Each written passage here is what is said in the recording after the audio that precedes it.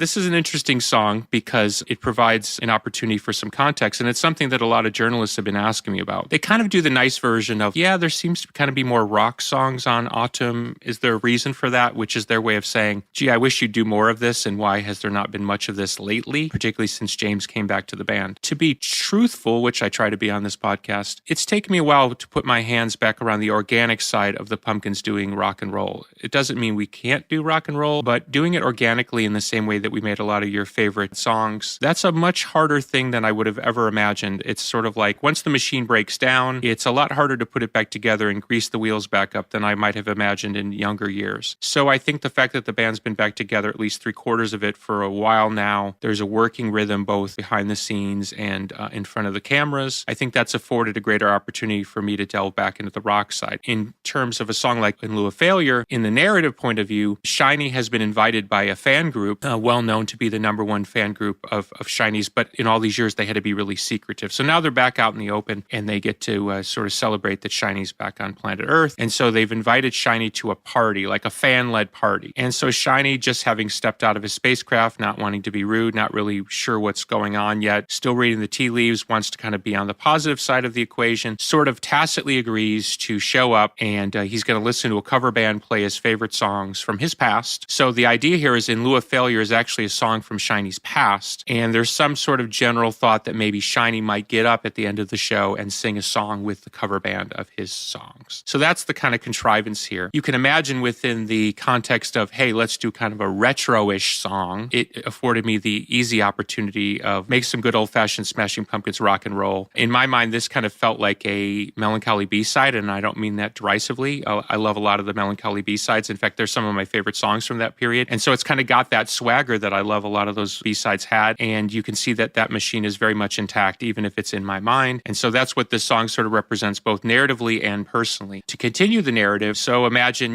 they're in some ballroom somewhere. There's Shiny up there on stage, and everybody's kind of celebrating. Because remember, now it's legal now to celebrate Shiny and his art. It's all kind of come out of the shadows. There were a lot more people listening and paying attention than the X&I, the governmental authority in charge of these things, would have ever imagined. So now there's this open celebration. Shiny's back. What's going to happen? And oh, by the way, why does he look 55 and not 75? There's lots of talk about that. You can ask me the same question. So there's Shiny, and the band is playing, and they're playing some of his old chestnuts, the Rat and the Cagers. And it gets to the end of the show, and they start playing In Lieu of Failure. The band's kind of looking over at Shiny in the wings. You're going to come out and sing. Shiny, in a moment of emotional frailty or weakness, you could argue, kind of comes out on the stage, waves to the fans, and takes up to the mic and decides to sing the song, basically being on stage for the first time in over 20 years. The band's rocking, and just about the penultimate moment where everyone's having a great time, and hey, isn't this just like the end of those Hallmark movies that James sometimes does the music for? Here comes somebody out of the crowd in a hood, an ominous figure, yanks the microphone from Shiny's hand, and who is it but Osira? And Osira begins to denounce. The band stumbles to a halt. Like every Hollywood movie, every time somebody grabs a microphone, there's a spike of feedback. Osira grabs the mic, pulls down the hoodie. Oh my God, it's that girl. Everybody knows who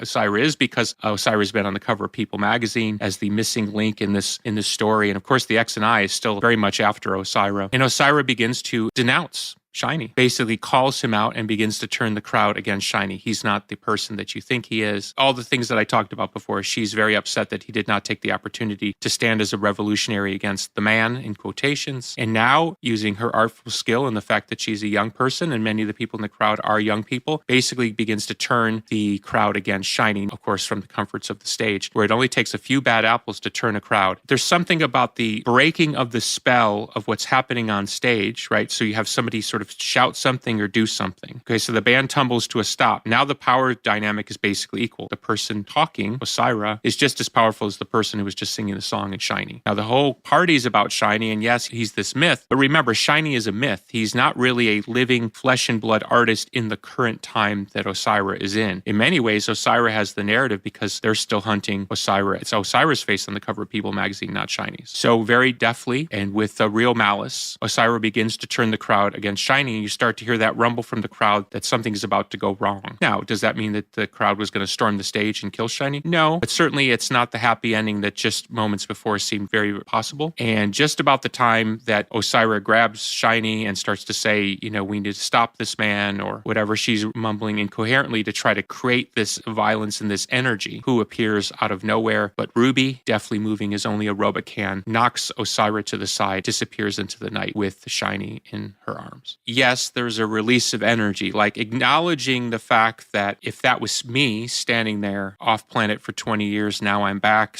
the tribute band is playing one of my songs. I decided in a moment of, emotionality to get up and grab the microphone, and now I'm singing and I'm having flashbacks of days of yore. And then out of the crowd comes this young person, and within moments, not only am I being publicly denounced, but I hear the crowd mumbling in a way that only a seasoned performer would recognize, which is, this shiz is about to go wrong. And trust me, I've turned many a crowd on myself on purpose, which is a different effect, but that sound. As I once said famously, opening for Guns N' Roses in Oklahoma, the crowd booing us for 45 minutes, you're living on stolen Indian land, to which point they booed a lower octave than I think thought humans could boo, sort of satanic level. So when you know that sound, okay, is that cathartic to emotionally within myself as the writer kind of relive that moment and know that that's possible? Yes, but it also brings a level of discomfort because I have to acknowledge that it's true. No amount of rock power, no amount of celebrity, no amount of perfect teeth saves you from the mob when they decide to turn on you. There's something about power dynamics that never sort of frees you. So to talk about it, yes, it's interesting, but in some way it's still putting sort of a little target on me head saying, I acknowledge that the power that you think I have isn't power at all. So that creates a different kind of discomfort. The way to get real heat is to say the thing you're not supposed to say. But pick any stage in the world, and I'm standing on it, and you give me a microphone, and it's dark out in the crowd, and there's a big spotlight on my head, and I open my mouth and I say the thing you are not supposed to say, and we all know what those things are. Trust me, it is a problem. So the minute you do and say the thing that they think you're not supposed to do and say, and trust me, there's a long list, you will find out very quickly.